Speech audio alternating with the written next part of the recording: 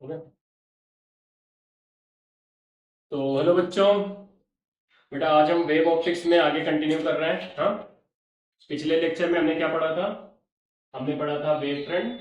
Wave front की कुछ properties देखी थी और फिर हमने उस वेव फ्रंट का यूज करके हाइगेंस प्रिंसिपल पढ़ा था। और हाइगेंस प्रिंसिपल से हमने क्या किया था? Law of reflection, law of refraction को प्रूव किया था। इसी लेक्चर को आगे लेकर के चल रहे हैं। हम थोड़ी सी बात करेंगे बेटा कोहेरेंट सोर्स की। कोहेरेंट सोर्स, कोहेरेंट सोर्स क्या चीज होते हैं ना, अभी थोड़ी देर बाद इसका यूज भी करेंगे जब मैं पढ़ाऊंगा YDSC, Young's double slit experiment. उसको पढ़ने से पहले थोड़ा सा कोहेरेंट सोर्स जान लेते हैं। आ जाओ समझें, देखें। जैसे मान लो कि अपने पास ये दो सोर्स है ना, हम लाइट सोर्स की बात कर रहे हैं। एक कोई S1 है और यहाँ कोई S2। तो अगर ये दो सोर्स हैं तो ये लाइट निकाल रहे होंगे।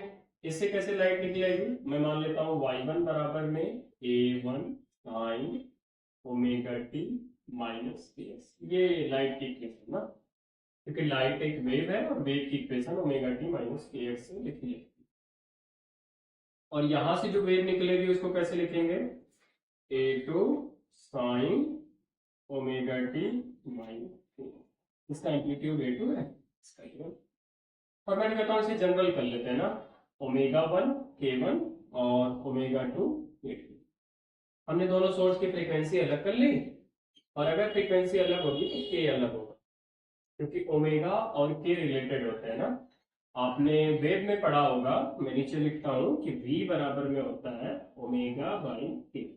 11th में पढ़ा होगा। तो देखो मीडियम तो सेम है, यहाँ पे एयर है, तो दोनों वेव की स्पीड c के बराबर होगी।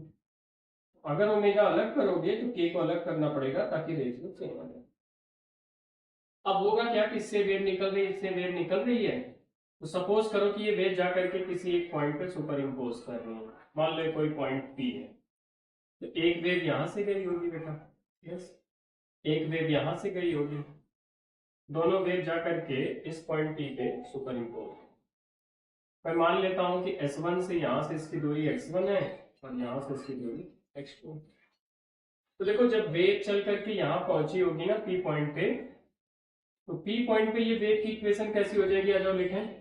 अगर यहाँ पे y1 लिखेंगे, ये आएगा A1 sine omega 1t minus में K1 इंटू x1, क्योंकि x बराबर यहाँ पे x1 है।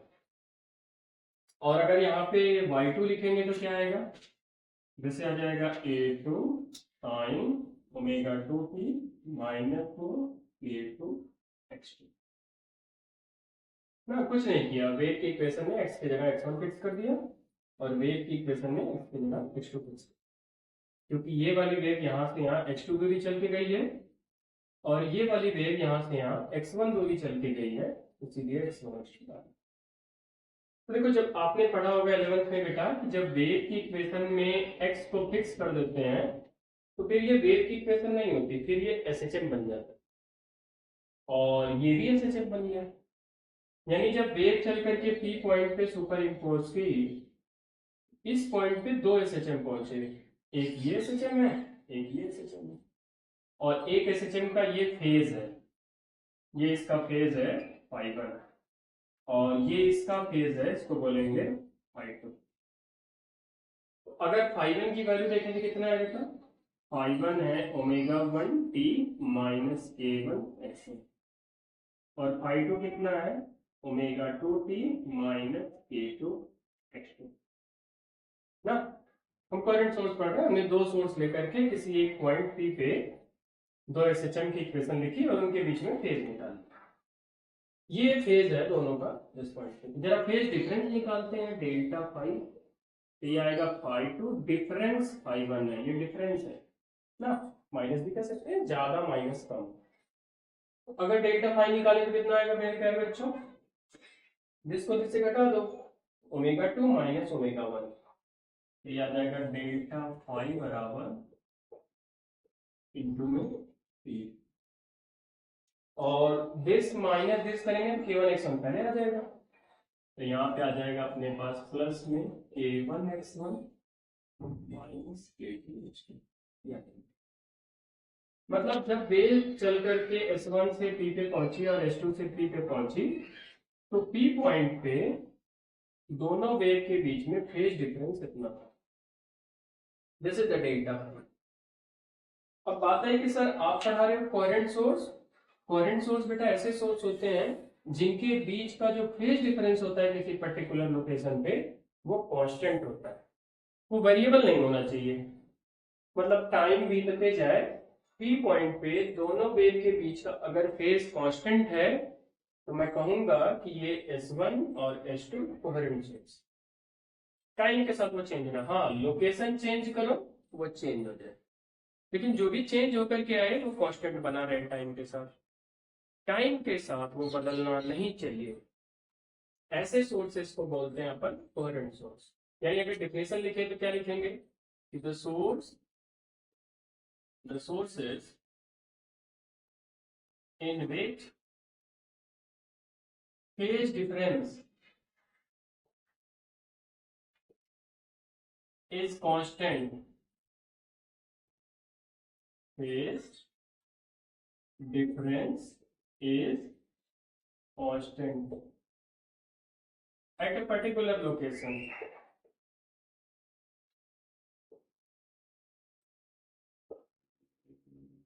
with time। टाइम के साथ साथ उसको बदलना बिल्कुल नहीं चाहिए भाई साहब। क्या लिखा हमने? The sources in which phase difference is constant eight a particular location with time. ऐसे सोर्स जिनके बीच का फेज डिफरेंस किसी पर्टिकुलर लोकेशन पे टाइम के साथ कांस्टेंट रहता है, उन्हें हम कोहेरेंट सोर्स कहते हैं। तो बात है कि सर ये सोर्स अगर कोहेरेंट बनाने हैं तो ये डेल्टा फाई कांस्टेंट होना चाहिए, क्योंकि डेफिनेशन कह रही है।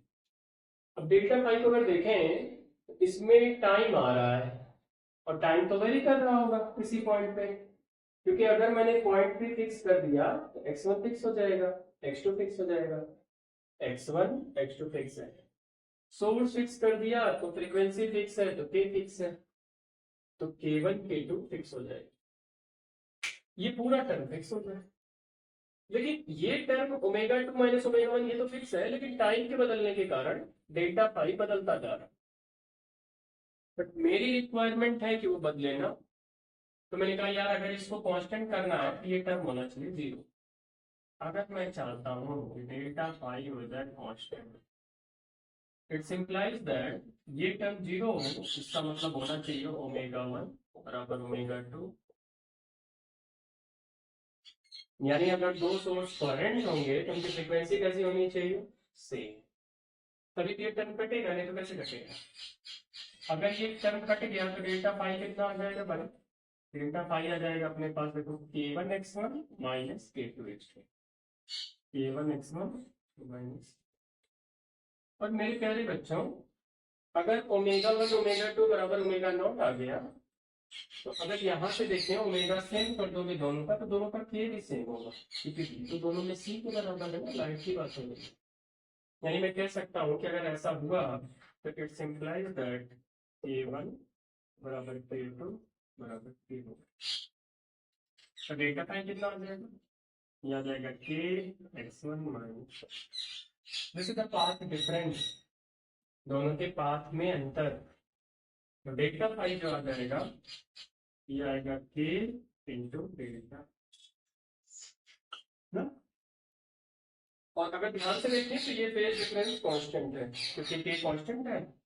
किसी एक पर्टिकुलर लोकेशन पे अगर खड़े रहोगे तो दोनों का डिफरेंस कांस्टेंट रहेगा, तो फेज डिफरेंस कांस्टेंट बना रहेगा। हाँ लोकेशन बदलोगे तो ये फेज डिफरेंस चेंज हो जाएगा, लेकिन जो कुछ भी आएगा वो टाइम के साथ नहीं बदलेगा। ऐसे सोर्सेस को अपन बोलते हैं बेटा कोहेरेंट सोर्स। ठीक है, तो डेफिनेशन याद रखना, फेज डिफरेंस को कांस्टेंट करना है, ऐसे सोर्स को अपन कोहेरेंट सोर्स बोल देंगे। और उस केस में अगर कोहेरेंट सोर्स होंगे तो डेल्टा फाई ऐसे लिखा जाता है, जहां डेल्टा फाई है अपने पास फेज डिफरेंस, और डेल्टा एक्स है बेटा पाथ डिफरेंस।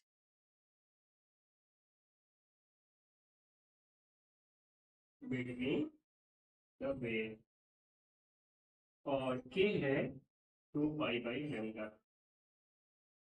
ये है आपकी वेवलेंथ। ये कहानी आपको याद रहेगी। अब बात रही कि अगर हमने कोहेरेंट सोर्स पढ़ लिया है, जरा बात करते हैं कि कोहेरेंट सोर्स बनेंगे कैसे। अच्छा, मैं एक पॉइंट और बोल देना चाह रहा हूँ। बच्चों के मन में ना एक मिसकंसेप्शन होता है कि अगर दोनों की फ्रीक्वेंसी सेम कर दिया तो पक्का कोहेरेंट ही हो जाएंगे। फ्रीक्वेंसी फिक्स करने का मतलब कि दो सोर्स ले लिए लाइट के, दोनों इंडियन सोर्स हैं, तो इंडियन सोर्स है तो फ्रीक्वेंसी 50 हर्ट्ज तो सब कोहेरेंट हो जाएंगे। इसमें एक चीज और है ना, एक क्लू पॉइंट है, मैं उसे भी बोल देता हूँ कि दो इंडिपेंडेंट सोर्स कभी कोहेरेंट हो ही नहीं सकते। भले फ्रीक्वेंसी सेम कर लोगे फिर भी ये कोहेरेंट नहीं होंगे। अब बात है सर आपने तो मैथमेटिक्स से प्रूव कर दिया यहाँ पे, हाँ मैथमेटिक्स से प्रूव कर दिया, बट इसमें भी और थोड़ी सी चीजें हैं जो मैं आपके लेवल पे नहीं बताना चाहता, क्योंकि इसका कोई मतलब नहीं है, खामखा मैथमेटिक्स बढ़ेगी। मैं चाहता हूँ आप सीधा कोर कॉन्सेप्ट याद कर लो ताकि मैं उसे यूज कर सकूँ। क्या है कोर कॉन्सेप्ट? कि अगर दो इंडिपेंडेंट सोर्स ले लूंगा तो वो कभी भी कोहेरेंट नहीं बन सकते भले फ्रीक्वेंसी सेम हो। जैसे अगर मान लो मैंने एक रेड कलर का बल्ब यहाँ लगा दिया, रेड कलर का बल्ब यहाँ लगा दिया, तो दोनों इंडियन बल्ब हैं, दोनों की फ्रीक्वेंसी सेम है, मैं कहूँ क्या ये इस पॉइंट पे कोहेरेंट होंगे? मैं कहूँगा नहीं बेटा, नहीं हो पाएंगे, क्योंकि वो थोड़ा सा लाइट के प्रोडक्शन से जुड़ा हुआ है कि पल्सेस आती हैं तो पल्सेस के बीच में फेज डिफरेंस होता है, उसमें अपने को जानना ही है। अपने को नोट डाल करके सिर्फ कॉन्सेप्ट को नोट करना है। क्या नोट में लिखना है? आ जाओ देखें। नोट डाल करके कि कॉन्सेप्ट को तुरंत मेमोराइज कर लेना है। हाँ, किसी को अगर जानना पड़ेगा नहीं सर इसे एक्सप्लेन करो तो कमेंट करो नीचे, ठीक है, मैं एक सेपरेट वीडियो बनाऊंगा इसके लिए और फिर इसे ढंग से एक्सप्लेन कर दूंगा। या नोट डाल क्या कि two independent sources, two independent sources are never coherent। दो इंडिपेंडेंट सोर्स कभी भी कोहेरेंट हो ही नहीं सकते, चाहे भले फ्रीक्वेंसी सेम। फ्रीक्वेंसी सेम होना तो एक प्राइमरी कंडीशन है, बट फ्रीक्वेंसी सेम है तो पक्का कोहेरेंट हो जाएंगे, गारंटी नहीं भैया। उसके लिए कुछ और भी चीजें हैं, वो एक ही वेवफ्रंट पे होनी चाहिए, अभी उस पर बात करेंगे। तो बात है कि सर अगर फ्रीक्वेंसी सेम होने पे भी नहीं होगा तो बताओ कि बनेगा कैसे, फिर कोहेरेंट सोर्स कैसे अचीव करेंगे, क्या प्रोसेस है, क्या टेक्निक है इसे बनाने की? तो ये बेटा दो तरीके से बनाए जाते हैं, देख लो इसमें बल्कि these are created by two method। पहला कौन सा है भाई? पहला एक है बेटा डिवीजन ऑफ वेव फ्रंट, इसीलिए कल वेव फ्रंट आपको पढ़ा दिया था पिछले लेक्चर में। जिसने भी नहीं देखा है एक बार मैं रिकमेंड करूंगा कि प्लीज पिछले लेक्चर को देख के पहले वेव फ्रंट को किया। और दूसरा होता है बेटा डिवीजन ऑफ एम्पलीट्यूड। ये पूरा लिखा है ना एम्पलीट्यूड, आप देख लेना, ये एमपी में शॉर्ट में लिख दे रहा हूँ, संभालना। डब्ल्यू डॉट एक्टिफायर इसका मतलब वेव फ्रंट है, ये कोडिंग आपको आनी चाहिए। चलो, तो थोड़ा सा बात करते हैं ना कि कोहेरेंट सोर्स कैसे बनते हैं, ये दोनों तरीकों को थोड़ा सा देख लेते हैं। तो पहले हेडिंग डाल लो डिवीजन ऑफ वेव फ्रंट, फिर हेडिंग डालेंगे डिवीजन ऑफ एम्पलीट्यूड। अच्छा देखें कैसे करते हैं।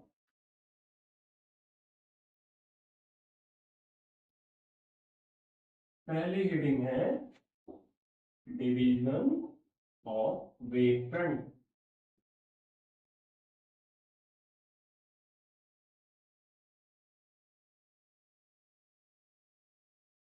देखो, चलो मैंने फर्स्ट मेथड अपने पास इंट्रोड्यूस किया,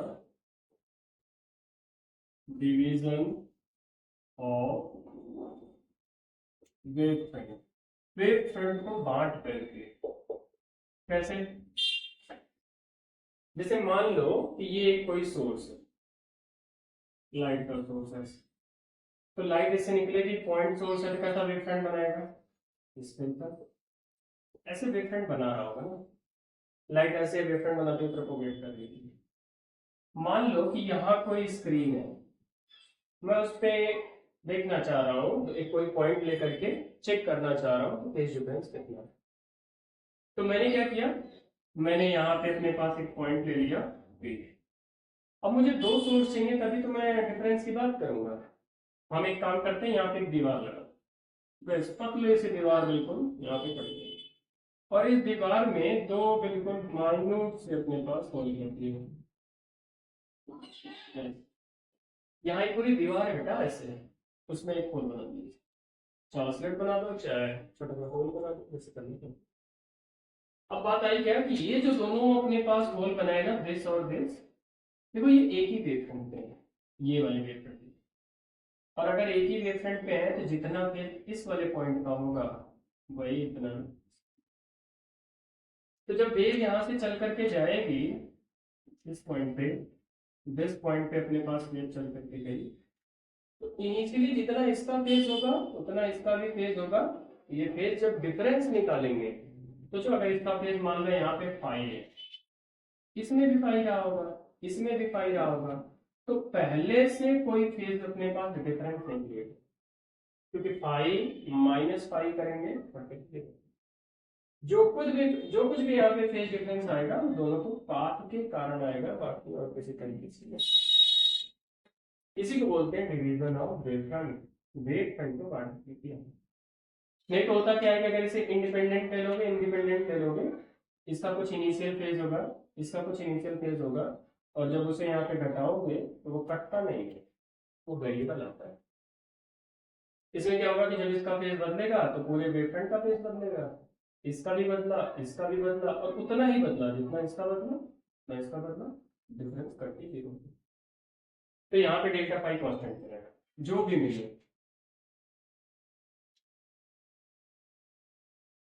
इसे बोलते हैं डिवीजन ऑफ वेव फ्रंट। एक वेव फ्रंट को बांट करके दो सोर्स बनाया, this is called as S1, this is called as S2, these are called as coherent source। तो S1 और S2 हो गए कोहेरेंट। ठीक है, बिल्कुल सबको समझ में आया भाई। इसे बोलते हैं डिवीजन ऑफ वेव फ्रंट। नाम से बिल्कुल स्पष्ट है कि वेव फ्रंट को बांट दो। और एक क्या है, डिवीजन ऑफ एम्पलीट्यूड। और इसे भी समझे, डिवीजन ऑफ एम्पलीट्यूड। चलो देखो, इसमें लाइट के रिफ्लेक्शन की प्रॉपर्टी यूज करते हैं। जैसे मान लो कि मेरे पास कोई एक सोर्स है ऐसा, यहां मैंने एक मिरर लगा दिया, तो वो क्या रहा होगा, मान लो यहाँ कोई स्क्रीन है, तो लाइट तो चारों तरफ जा रही होगी, एक लाइट रे ऐसे निकल के गिरेगी, एक लाइट रे ऐसे जाकर के मिरर पे गिरेगी ना, और वो रिफ्लेक्ट होकर के इधर जा रही होगी। तो जब रिफ्लेक्ट होकर के इधर जाएगी मेरे प्यारे बच्चों, मान लो यहाँ पे आपकी आंखें हैं, या फिर मान लो यहाँ पे कोई पर्सन है, या फिर कोई पॉइंट है, जो कुछ भी है, जब वो देख रहा होगा तो उसको दो मिलने लगी, एक ये वाली, एक ये वाली। पता है कि ये दोनों वेव जो जनरेट हुई है ना, वो एक ही सोर्स से जनरेट हुई, इसी से। लेकिन जब वो देख रहा होगा तो उसको एक सोर्स थोड़ी दिखाई देगा, एक तो ये दिखाई नहीं देगा, एक और दिखाई देगा। तो इसे मैं सुन के देता हूँ, उसे ऐसा लगेगा कि एक सोर्स यहाँ है और एक उसकी इमेज यहाँ पे देखिए मेरा भी, और वो दो वेव को देखेगा, दोनों का डिफरेंस निकालेगा। तो फिर से वही बात, अगर एक ही सोर्स से आ रही है, जितना फेज इसका होगा इनिशियल, उतना ही फेज इसका होगा, तो डिफरेंस निकालेंगे कैसा आ जाएगा। तो यहाँ पे अगर कोई पॉइंट लेंगे, इस बार भी डेल्टा फाई कैसा आएगा, कांस्टेंट। तो ये जो S1 S2 हो जाएंगे, इनको बोलेंगे कोहेरेंट। पक्की बात है, समझ गए हो ना। कोहेरेंट सोर्स ऐसे सोर्स, बस एक लाइन में कॉन्सेप्ट चाहिए मुझे, जिनके बीच का फेज डिफरेंस कांस्टेंट। इनको बनाने के दो तरीके, division of wave front, division of amplitude. इसमें वेव फ्रंट बांटा था, इसलिए नाम वेव फ्रंट बांट के लिखा। इसमें इसका एम्पलीट्यूड बांटा ना, कि अगर ई नॉट एम्पलीट्यूड होगा इसका तो कुछ पार्ट उधर जा रहा, कुछ पार्ट इधर जा रहा, एम्पलीट्यूड को काटते हैं, तो फिर नाम रखा डिवीजन ऑफ एम्पलीट्यूड। और दो इंडिपेंडेंट सोर्स कभी कोहेरेंट नहीं हो सकते, इसको ऐसे बनाए। बिल्कुल ये कॉन्सेप्ट याद कर लेना है। और अब मैं इसका यूज करूंगा जब मैं आपको पढ़ाऊंगा इंटरफेरेंस ऑफ लाइट और वाईडीएससी। तो एक छोटी सी हेडिंग डालो, इंटरफेरेंस ऑफ लाइट। आ जाओ हम देखें।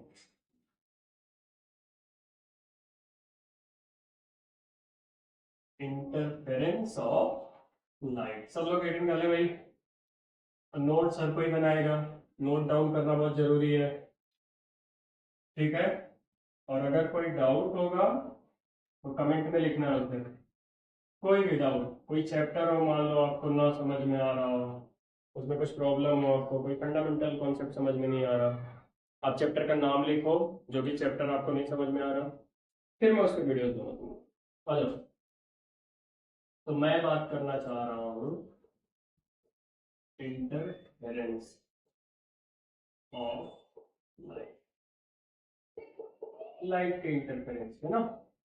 आपने इंटरफेरेंस ऑफ साउंड वेव पढ़ा होगा 11th में, उसी का पार्ट हम यहाँ पे पढ़ने वाले हैं, सिर्फ लाइट के लिए के लिए।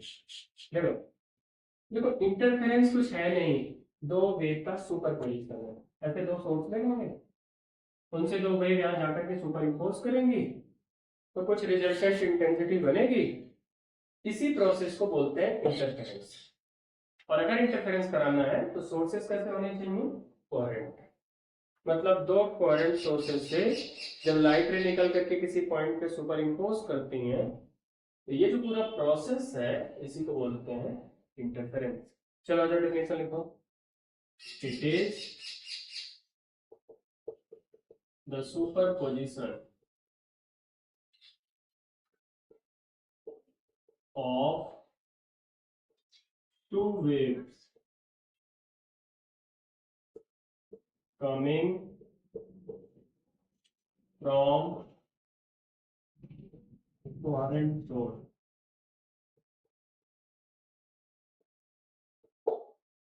दो वेव्स चाहिए अपने को जो कोहेरेंट सोर्स से आ रही हो, और फिर जाकर के जब वो सुपर इम्पोज करेंगी तो ये जो प्रोसेस होगा इसी को इंटरफेरेंस बोलेंगे अपन। तो चलो आज बात करें। देखो तो मैंने कहा मान लो ये दो सोर्स हैं, एक S1 दिस, इसके जस्ट नीचे यहाँ एक, मैंने क्या किया, मैंने कहा यहाँ एक स्क्रीन है अपने पास, मान के चलो एक वेव इससे जाएगी और एक वेव इससे जाएगी। दिस एक वेव चल करके यहाँ पे गई होगी और एक वेव यहाँ पे चल करके गई होगी ना। तो बात है दोनों के पाथ में अगर कुछ यहाँ पे अंतर है ना, अगर ये दूरी x1 x2 है तो पक्का यहाँ कुछ फेज डिफरेंस रहा होगा दोनों में। मैं मान लेता हूँ कि वो फेज डिफरेंस है डेल्टा पाई। चलो मैंने अभी इक्वेशन लिख ही लेते हैं, मान लो इससे इक्वेशन लिखेंगे, पीछे लिखा था, अभी बताओ कितना आया था। y1 बराबर क्या लिखूंगा, a1 sine omega t minus, omega दोनों का सेम करूंगा क्योंकि ये एक ही वेव फ्रंट पे होंगे, एक ही सोर्स से बने होंगे तो दोनों का ओमेगा सेम। जैसे y2 बराबर a2 sine omega t minus, ये लिखते हैं। तो जब ये वेव यहाँ से यहाँ गई होगी, अगर ये पाथ x1 है ये पाथ x2 है तो यहाँ उसका फेज कितना आ जाएगा, y1 लिखेंगे तो बोलो y1 अभी पीछे लिखा था a1 sine omega t minus k x ना। और अगर अपन y2 लिखें तो a2 sine omega t minus के, तो ये तो हो गया फाइव, ठीक है, और ये हो गया फाइव। और अभी भी पीछे बोला था कि अगर वेव की इक्वेशन में x फिक्स कर देंगे तो क्या बनता है, SHM ना। जिसको इसमें डाउट होगा वो मुझसे बोलेगा, मैं सेपरेट SHM की पूरी वीडियो अपलोड करूंगा आपको ताकि कोई दिक्कत ना होने पाए। अभी के लिए कॉन्सेप्ट मान लें कि वेव की इक्वेशन में x फिक्स कर देने से SHM, तो ये हो गया फाइव वन बराबर में अगर आप लिखेंगे बेटा तो omega t minus k x और फाइव टू बराबर ओमेगा टी माइनस, तो दोनों का डिफरेंस कितना होगा भाई? Delta pi, pi two minus, अगर घटाओगे बेटा तो ये आएगा। अच्छा ये डिफरेंस है, तो ये नहीं सोचे कि जबरदस्ती है, कुछ जबरदस्ती नहीं है, अपन बिल्कुल फ्रीली काम कर रहे हैं। तो ये हो जाएगा के इंटू में delta x, x two minus x one आएगा डेल्टा टू। मतलब जो दोनों वेव पहुंची हैं उस पॉइंट पे दोनों के बीच में फेज डिफरेंस इतना है जो पीछे भी निकाला था, क्योंकि कोहेरेंट है ये फेज डिफरेंस है। अब बात है सर, यहाँ जब दोनों वेव पहुंची उसमें आपने x1 और x2 फिक्स किया, ये तो SHM बन गया था, और ये दो SHM यहाँ पे पहुंचे हैं जिनके बीच में फेज डिफरेंस इतना है, उनका नेट कितना बनेगा? आपने SHM के चैप्टर में पढ़ा है कि अगर दो SHM को ऐड करें तो उनका रिजल्टेंट भी एक SHM ही आता है। पक्की बात है ना, अगर फ्रीक्वेंसी सेम है तो फ्रीक्वेंसी तो सेम रखी है, इनका रिजल्टेंट भी एक SHM आएगा। तो बात है उसका नेट एम्पलीट्यूड कितना होगा? कैसे जोड़ते हैं SHM को? SHM को जोड़ने का क्या तरीका होता है? Vector method. उसमें क्या करते हैं कि एक को ऐसे उस जो SHM है उसका जो एम्पलीट्यूड है उसे एक वेक्टर मान लेते हैं A1, दूसरा SHM है A2, उसको एक वेक्टर मान लिया, और दोनों के बीच में जो एंगल है ये डेल्टा पाई हो जाता है। और अगर इनका नेट निकालें तो ये पैरेललोग्राम मेथड से ए नेट, तो बात है ये ए नेट कितना होगा? तो ये तो दोनों वेक्टर का रिजल्टेंट होगा, और ये काम तो आपको बहुत अच्छा आता है, दो वेक्टर का नेट निकालना। कैसे लिखते हैं बेटा? A1 का स्क्वायर प्लस A2 का square plus 2A1 A2 cos delta phi plus root over. चल समझे मैंने क्या बोल दिया? मैंने SHM की बातें बोली हैं जो कॉन्सेप्ट आपको आता है, जो आप पिछले चैप्टर में पढ़ के आए हैं। क्या है, कैसे ट्रीट करो? कॉन्सेप्ट रटो भाई कि SHM वेव की इक्वेशन में अगर x फिक्स करूंगा तो SHM बनेगा, पहला कॉन्सेप्ट बिल्कुल याद हुआ। दूसरा कॉन्सेप्ट है कि अगर दो SHM अपने पास ऐसे हैं, उनको जोड़ना है तो उनको वेक्टर की तरह मानते हैं। एक SHM का मतलब एक वेक्टर, तो ये एक वेक्टर बना जिसका एम्पलीट्यूड है A1, ये एक वेक्टर बना जिसका एम्पलीट्यूड है A2, और उनके बीच का एंगल है डेल्टा। ठीक है, घटाते हैं। और इन दो वेक्टर का नेट निकालना पैरेललोग्राम मेथड में बहुत अच्छे से पढ़ाया गया, बेसिक मैथमेटिक्स। कितना आता है मेरे बच्चों? ये आता है ए नेट का स्क्वायर बराबर A1 का स्क्वायर A2 का स्क्वायर 2A1 A2, और ये आता है cos, पक्का यही आता है, सबने पढ़ा होगा। तो अगर यहाँ से ए नेट निकाले तो ए नेट निकालोगे तो ये स्क्वायर हट जाएगा और ये क्या लग जाएगा, मतलब यहाँ पे जो नेट SHM बना है, नेट वेव जनरेट हुई है, उसका एम्पलीट्यूड है। और मेरी आपसे रिक्वेस्ट है, आप इसे प्लीज याद करें कि अगर दो वेव सुपर इम्पोज हो रही हैं, एक का एम्पलीट्यूड A1 है दूसरे का A2 है, तो नेट एम्पलीट्यूड कितना हो? मुझे इस कहानी में कोई खास इंटरेस्ट नहीं है, ये तो कॉन्सेप्ट समझाने के लिए कर रहा हूँ, मैं सिर्फ कॉन्सेप्ट पे फोकस कर रहा हूँ। या ये याद करें डेल्टा पाई आपको दिया जाएगा, तो ये तो नेट एम्पलीट्यूड आ गया। तो बात है सर अगर वेव जा रही है तो हमने पढ़ा है वेव जाती है तो एनर्जी जाती है, तो ये भी एनर्जी लेके गई, ये भी एनर्जी लेके गई, तो अगर एनर्जी ले जा रही है तो यहाँ कुछ इंटेंसिटी रहा होगा। अगर ये सोर्स है S1, मैं मान लेता हूँ इसकी इंटेंसिटी I1 है, इसकी I2 है, तो यहाँ नेट इंटेंसिटी कितनी है? हम तो वेव पढ़ रहे हैं, हमने पढ़ा है फॉर वेव, कल ही बताया था आई प्रोपोर्शनल होता है बेटा एम्पलीट्यूड के स्क्वायर की। आई यहाँ करंट नहीं है, इंटेंसिटी है। तो अगर मैं इसे लिखूंगा आई, तो यहाँ पे आ जाएगा के और एम्पलीट्यूड एक है इसके, कि कोई एक कांस्टेंट है, ये वेव वेक्टर नहीं है, दिस इज ए कांस्टेंट। मन का है इसे कुछ अलग सिंबल अलॉट कर दो, suppose that this is S, ठीक है। अब एस से सोर्स हो जाएगा, चलो कुछ और बताओ भाई, सपोज करो कि ये पी है, चलो P is a constant, P power नहीं है, फिर से दिस इज ए कांस्टेंट। तो आई बराबर में अगर मैंने एक कांस्टेंट ऐसे मान लिया है, तो बोलो मुझे अगर I1 लिखना है तो यहाँ क्या लिखूंगा, A1। और अगर I2 लिखूंगा तो ऐसे लिखूंगा P, क्योंकि मुझे दोनों सोर्स की इंटेंसिटी को नेट से रिलेट करना है। तो मैंने कहा आई इसके प्रोपोर्शनल में है, प्रोपोर्शनलिटी हटा एक कांस्टेंट आ गया, तो यहाँ 1 तो वहाँ 1, यहाँ 2 तो यहाँ 2। अच्छा अगर यहाँ आई नेट लिखो तो वहां आ जाएगा P इंटू ए नेट। तो मैं चाहता हूं कि यहाँ देखो स्क्वायर मारोगे तो ये ए नेट का यहाँ स्क्वायर लग जाएगा। मैं चाहता हूं इनकी वैल्यूज निकाली जाए। तो जहाँ A1 का स्क्वायर लिखा है बेटा, वहां लिख सकते हैं I1 डिवाइड बाई P।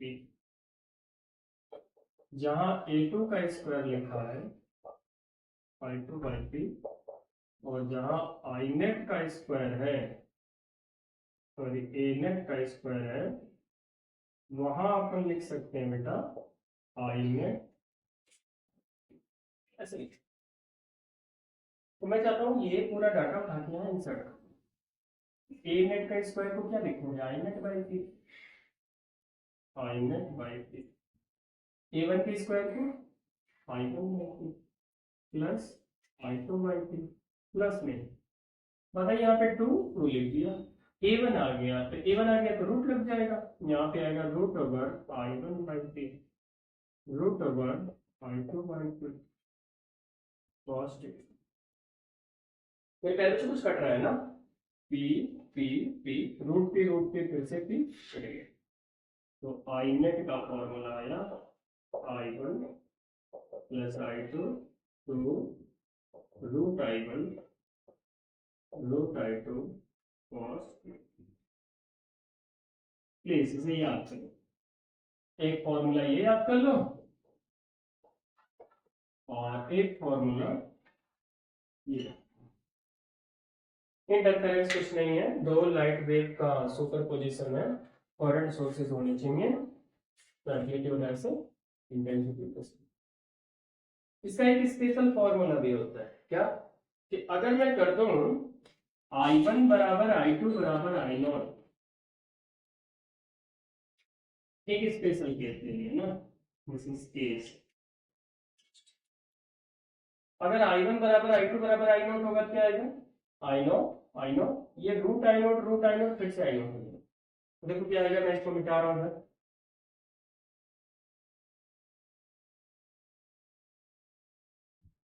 तो यहां पे आ जाएगा मेरे प्यारे बच्चों, आई नेट बराबर this is I0 plus 2I0 cos delta आई। वहां से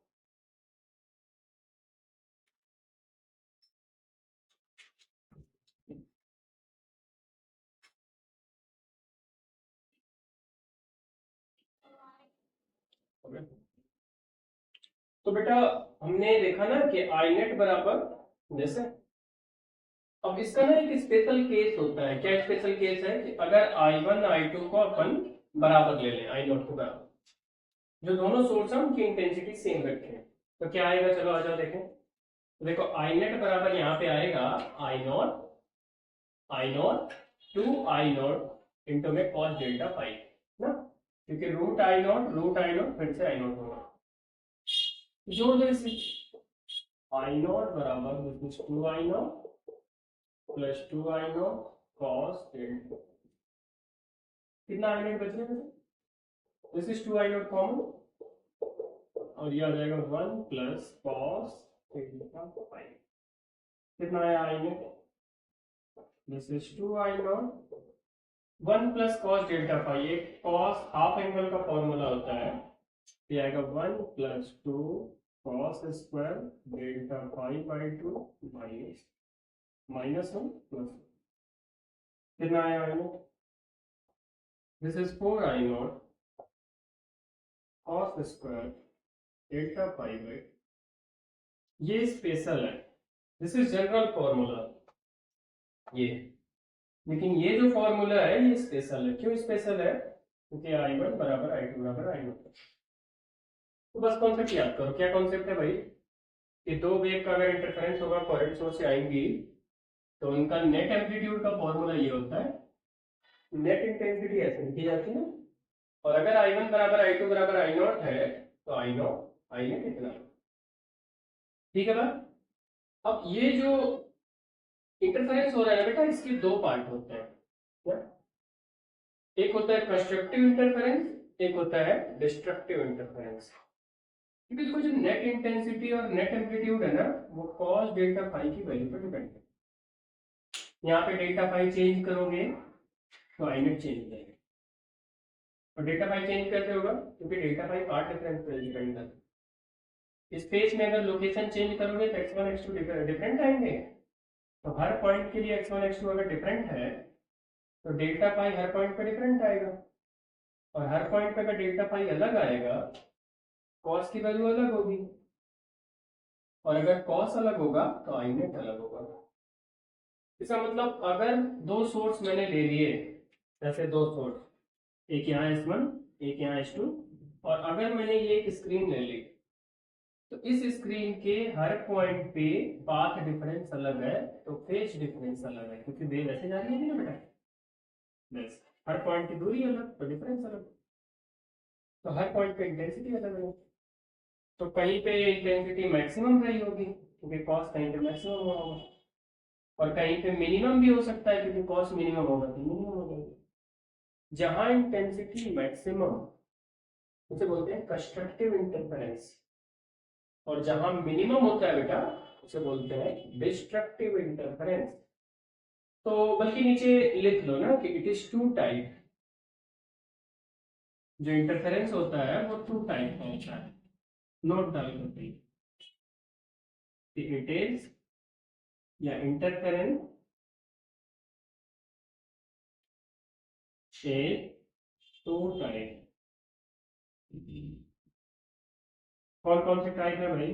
एक है कंस्ट्रक्टिव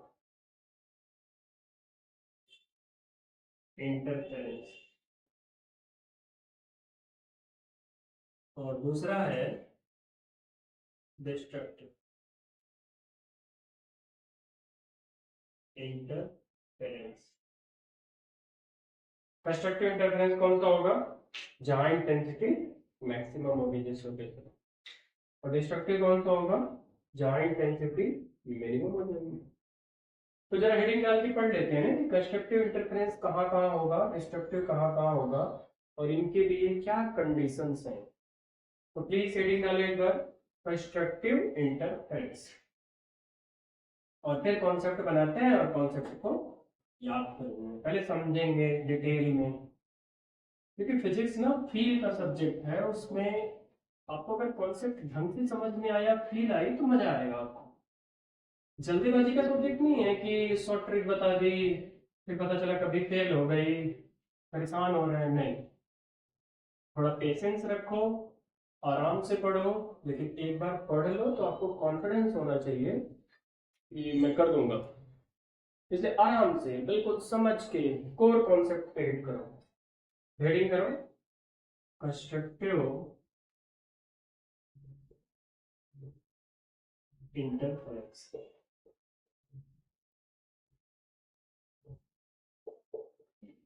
कंस्ट्रक्टिव इंटरफेरेंस, ठीक है।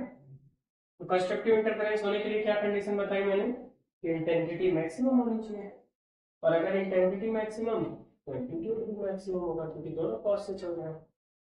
तो जहां कंस्ट्रक्टिव इंटरफेरेंस होगा वहां आई जो होगा आई मैक्स होगा, एंड एम्पलीट्यूड जो होगा ऐसा होगा कहाँ? जहाँ पे कॉस की ये वैल्यू मैक्सिमम हो, और कॉस डेल्टा फाई मैक्सिमम कितना हो सकता है? 1।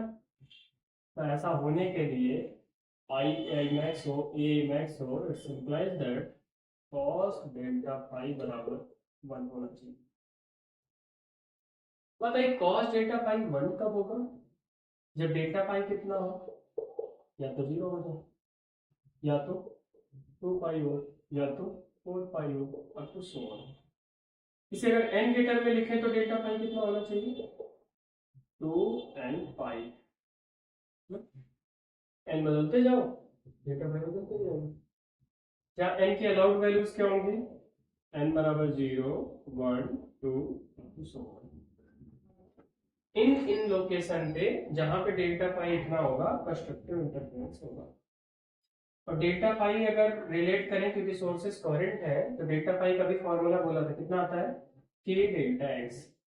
और के है वेव प्रोपोगेशन वेक्टर जिसको लिखते हैं 2 pi by lambda into delta x 2 n पाई ना, तो 2 पाई से तो यहाँ पे डेल्टा एक्स कितना आया बेटा? n। मतलब अगर कंस्ट्रक्टिव इंटरफेरेंस कराना है तो अपने को वो पॉइंट खोजने होंगे जहां फेज डिफरेंस 2n पाई हो या पाथ डिफरेंस n लैम्डा हो, जहां n की वैल्यू है 0 1 2 3 4 यानी डेल्टा एक्स आएगा या तो 0 हो या तो लैम्डा हो, 2 लैम्डा हो, 3 लैम्डा हो। ये कॉन्सेप्ट याद करना पड़ेगा आपको। क्या कोई पूछे कि किसी पॉइंट पे मैक्सिमा और मिनिमा बनाने की क्या कंडीशन, तो मैक्सिमा की तो हमने निकाल लिया भाई। मैक्सिमा के लिए फेज डिफरेंस उस पॉइंट पे 2n पाई होना चाहिए और पार्ट डिफरेंस n लैम्डा होना चाहिए। यानी फेज की अगर बात करें तो 0 2 पाई 4 पाई, और अगर पार्ट की बात करें तो 0 लैम्डा 2 लैम्डा 3 लैम्डा। अगर मान लो कि कंस्ट्रक्टिव इंटरफेरेंस हो गया, कितनी मैक्सिमम इंटेंसिटी और कितना मैक्सिमम एम्पलीट्यूड मिलेगा वो भी देख लेते हैं। आ जाओ और याद कर लेते हैं तो कैसे क्वेश्चन आता है।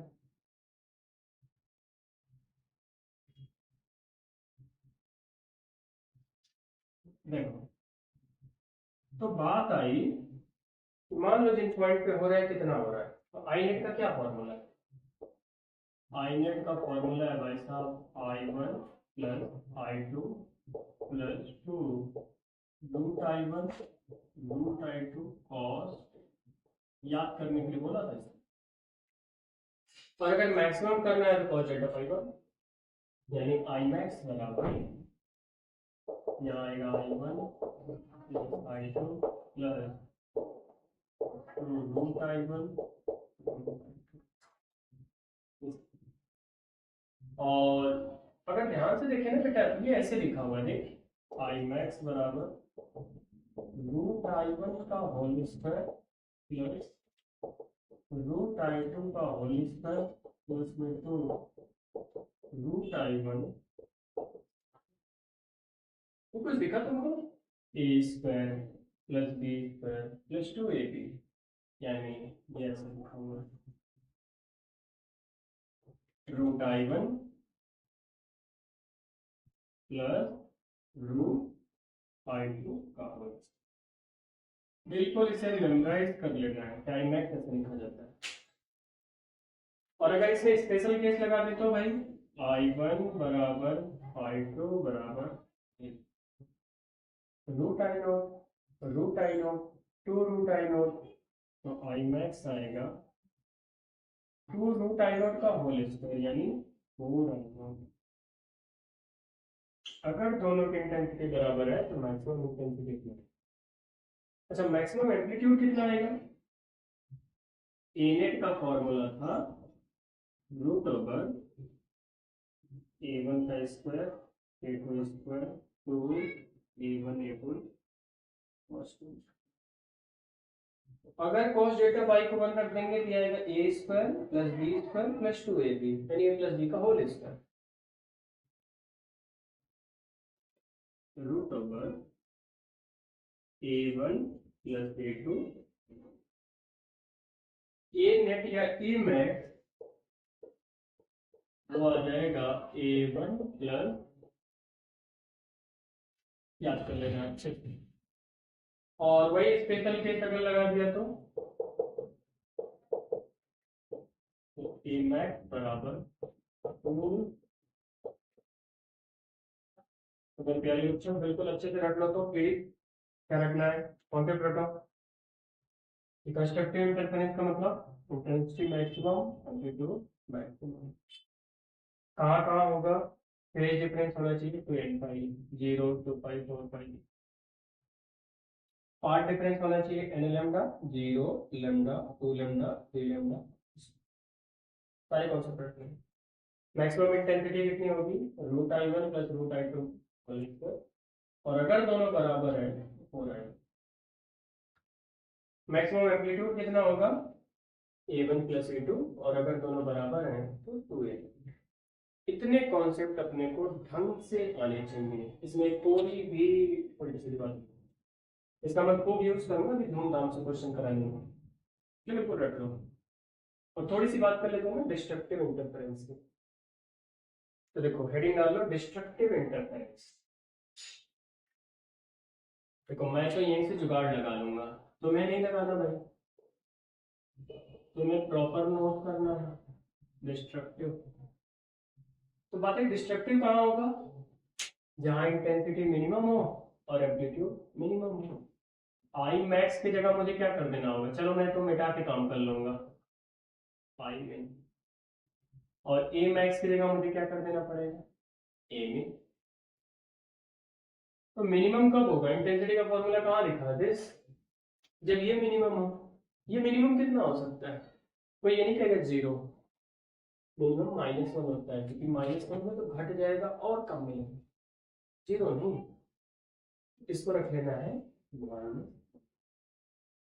तो बात आई अगर cos डेल्टा फाई -1 है तो डेल्टा फाई की क्या क्या वैल्यूज होगी भाई, या तो 0 होगी, सॉरी 0 नहीं होगी, डेल्टा फाई की जो अलाउड वैल्यूज हैं वो या तो होगी पाई, 3 पाई, 5 पाई, अप टू 100। तो बात है डेल्टा फाई कितना आएगा, चलो मैं भी तुम्हारे साथ साथ लिख ही देता हूँ, नहीं तुम कहोगे चीटिंग है ये। डेल्टा फाई कैसे लिखा जाएगा, एन के टर्म में 2n माइनस, तो n कहाँ से शुरू होगा भाई, n बराबर में, ये n लिखा है इधर ब्रैकेट में, n शुरू होगा 1 2 3 अप टू 7। रखो n बराबर 1, 2 माइनस 1 पहला पाई, 2 रखो, 4 माइनस 1 3 पाई। एक और डाटा है, इसको ऐसे भी तो लिख सकते थे 2n प्लस 1 पाई, लेकिन n तक शुरू होगा 0 1 2। मैं इसको फिर अपने पास प्रीफर करूंगा अपने, मैं बार बार ये लिखूंगा, लिखने को ये भी लिख सकता हूँ, कोई वो नहीं है, बट मैं प्रीफर करूंगा किसी एक को लेके चलिए। तो पाथ डिफरेंस निकाल लेते हैं, तो डेल्टा पाई को क्या लिखेंगे, 2 pi by lambda into delta x, तो दिस में उसको मार दिया, तो डेल्टा एक्स बराबर 2n माइनस 1 डेल्टा एक्स,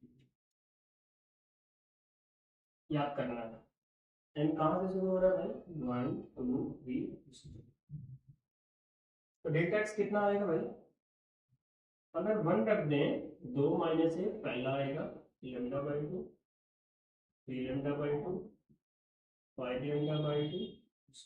याद कर लो बेटा प्लीज, इसे ढंग से रख। ये फेज डिफरेंस होना चाहिए 2n माइनस 1 पाई, 2 पाई 5। पार्ट डिफरेंस होना चाहिए 2n minus 1 lambda by 2, lambda by 2, 3 lambda by 2, 5 lambda by 2। तो बात आई कि सर मैक्स अगर ये इन लोकेशन पे डिस्ट्रक्टिव हो रहा है, इंटेंसिटी मिनिमम और जो मिनिमम है कितना है, अच्छा देखो, तो मैं तो पता है जुगाड़ लगा लूंगा, क्योंकि इंटेंसिटी का ये फॉर्मूला है, इसी फॉर्मूले में मुझे कुछ करना थोड़ी है।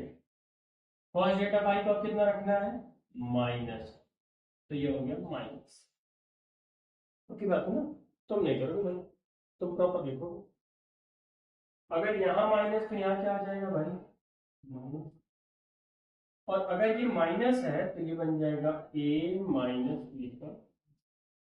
हाँ एक चीज और सुधारनी पड़ेगी कि ये मैक्स ना होकर के अब मिन होगा, ये मिन होगा और ये भी मिन। मेरे समझ से सब लोग समझे होंगे कि मैंने क्या किया। और अगर ये केस हुआ I1 बराबर I2 बराबर I0, तो यहाँ 4I0 ना मिल करके यहाँ क्या मिलेगा भाई 0, और ये I में। पक्की बात है भाई, किसी को डाउट हो तो प्लीज कमेंट करें, पूछे हो। और अगर ए नेट निकालना है मिनिमम, तो यहाँ माइनस रखेंगे, तो ये बनेगा A1 माइनस A2 का, मैं मान के चल रहा हूँ, तुम समझ रहे हो पक्का। चलो तो ए नेट अगर कितना आ गया तो भाई कितना आएगा A1 minus, but this is not max, वैसे मेन। तो ए मीन अगर ये वाली कंडीशन आएगा कितना आ जाएगा, 0, सन्नाटा। नहीं आया भाई, समझ में नहीं आया। हाँ, कुछ भी नहीं पढ़ा है भाई, एक लाइन में बोलता हूँ, इंटेंसिटी का फॉर्मूला याद कर ले, एम्पलीट्यूड का फॉर्मूला याद कर ले, कंस्ट्रक्टिव इंटरफेरेंस कराना है इसको प्लस होना चाहिए, और दोबारा डिस्ट्रक्टिव कराना है तो माइनस होना चाहिए। एक बार आई मैक्स आएगा, एक बार आई मिन आएगा। कहाँ कहाँ कंस्ट्रक्टिव कहाँ कहाँ डिस्ट्रक्टिव, वो डेल्टा फाइव डेल्टा एक्स की वैल्यू है।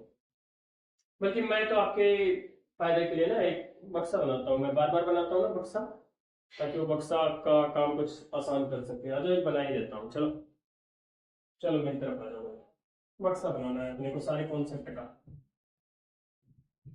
तो जो कोहेरेंट सोर्स वाला है उसका तो बक्सा बनाने की कोई जरूरत नहीं है, बस याद कर लो कितने कितने कांस्टेंट, ठीक है। दो इंडिपेंडेंट होंगे तो वही नहीं सकते। ये जो इंटरफेरेंस वाला है टॉपिक, इसका बना देता हूँ कि अगर इंटरफेरेंस हो रहा है तो सोर्सेस कोहेरेंट होंगे, तो आई नेट ऐसे लिखेंगे, आई नेट बराबर I1